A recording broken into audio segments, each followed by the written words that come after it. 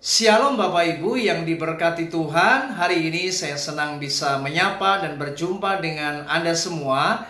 Dan mari kita akan bersama-sama merenungkan firman Tuhan. Tema yang akan saya sampaikan di hari ini adalah kompromi dengan dosa. Mari kita lihat di dalam kitab Wahyu pasal yang kedua ayat yang ke-20.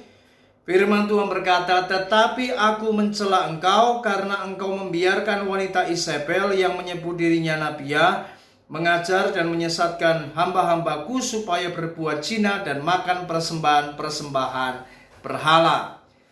Saudara, ini merupakan salah satu surat yang ditujukan kepada 7 jemaat yang ada di Asia Kecil. Dan surat ini adalah tertuju kepada jemaat yang ada di Tiatira.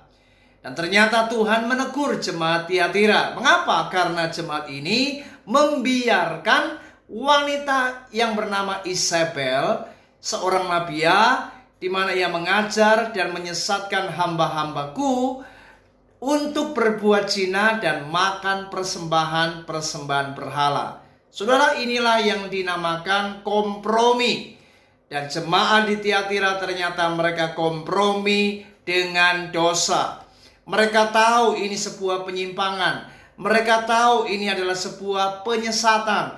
Tetapi mereka membiarkan wanita Isabel ini, yang adalah nama simbolis dari istri Ahab, di mana wanita ini telah melakukan pengajaran dan penyesatan, bahkan penyimpangan.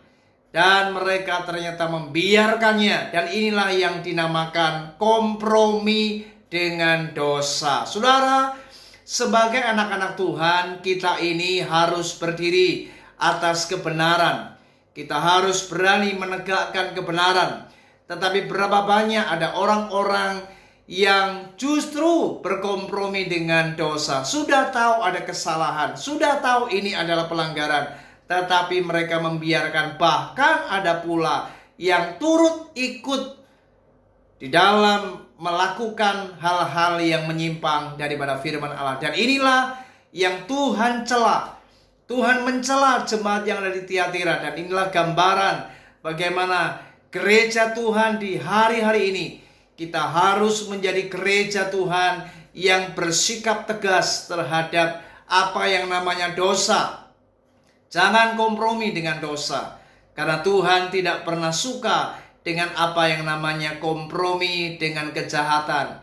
Tuhan selalu suka dengan orang-orang yang berani berdiri atas kebenaran dan tidak melakukan apa yang namanya kompromi. Itu sebabnya jemaat di Tiatira disebut dengan The Compromise Church, artinya gereja yang kompromi. Saya berdoa, mari di akhir zaman ini kita harus menjadi anak-anak Tuhan yang berani berdiri atas kebenaran, bertindak tegas terhadap kesalahan, bertindak tegas terhadap dosa, dan jangan kompromi dengan apapun. Ingat, kita bukan dipanggil untuk melakukan pelanggaran, tapi kita dipanggil untuk berdiri atas kebenaran dan bertindak tegas terhadap apa yang namanya dosa.